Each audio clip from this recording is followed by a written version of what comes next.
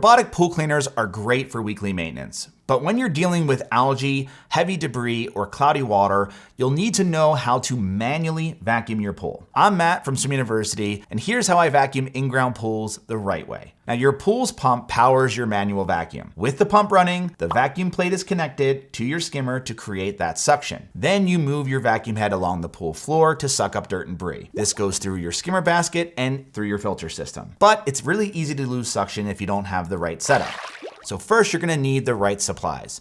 Number one is a telescopic pole. This extends your reach so that you can vacuum every corner of your pool. Number two is a vacuum head. This attaches to your telescopic pole and does the actual cleaning. Now, most vacuum heads work the same way, whether they're stationary or they swivel. Number three is a vacuum hose. Now, this should be long enough to reach every area of your pool. One end usually has a swivel connection for the vacuum head, and the other end is stationary for connecting it to your skimmer or your vacuum plate. Number four is the vacuum plate, which is also known as a skim vac. Now, this fits over your skimmer basket so that you can keep the basket in place while you vacuum. By keeping the basket in your skimmer while you vacuum, this avoids pulling debris going directly to your pump. Okay, here is how to vacuum an in-ground pool. If you have a variable speed pump, you're gonna wanna make sure that it's on the high speed. You'll also wanna make sure that your filter is relatively clean and there's enough water covering the area where the vacuum plate meets the skimmer basket. Now, if your water level drops too low as you vacuum, you're gonna lose suction. So step number one is to set up your vacuum. You want to start by attaching your vacuum head to the telescopic pole. And next you connect the swivel end of your vacuum hose to the vacuum head. Don't connect the other end of the hose just yet. Because step number two is you want to remove the air from the vacuum hose. You'll need to remove all of the air from the hose before connecting it to your skimmer. Otherwise, you're just going to pull in a bunch of air and you'll lose suction as you vacuum. Now to do this, I like placing the hose up against the return jet while the pump is running to push water through it. And you'll see bubbles come out the other end at the vacuum head. And you just keep doing this until all of the bubbles stop coming up. By the way, all of these step-by-step instructions are in the Pool Care Handbook. So if you want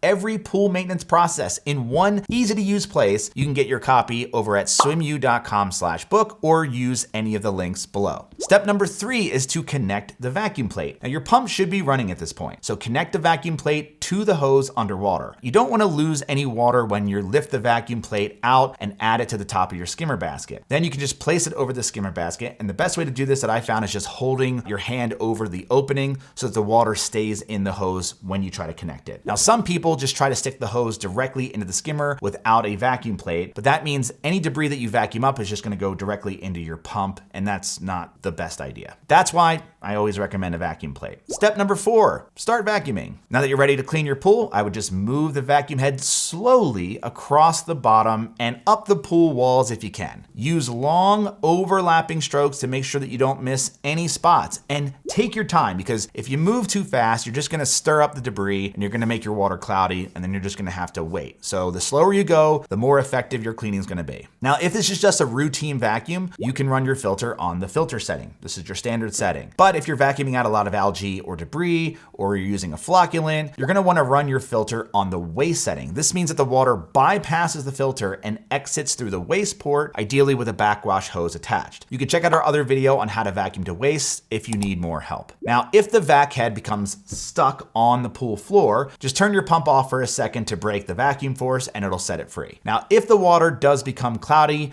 you just give it a couple of hours to resettle and then come back and vacuum again. All right, step number five is cleanup. When you're done vacuuming, just turn off the pump. This releases the suction holding your vacuum plate in place, making it easier to remove. And don't forget to empty your skimmer basket because it's probably full of debris from all the things you vacuumed up.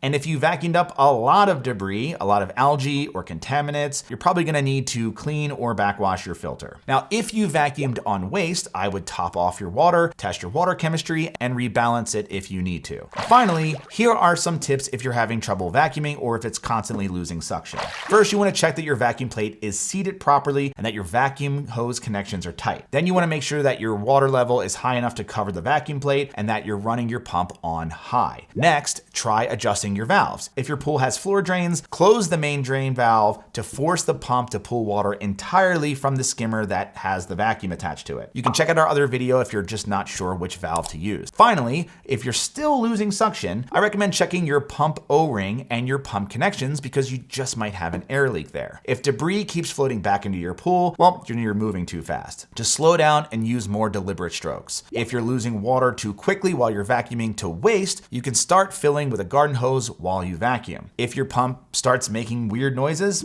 just turn it off and check your skimmer basket and your pump basket and make sure that it isn't jammed with debris. If your filter pressure rises drastically, then you need to backwash or clean your filter. All that debris you just picked up is now in your filter and you'll want to clean it. And if you want more help vacuuming, cleaning, or maintaining your pool, you can check out the Pool Care Handbook over at swimu.com/book. That's it. Thanks for watching, and as always, happy swimming.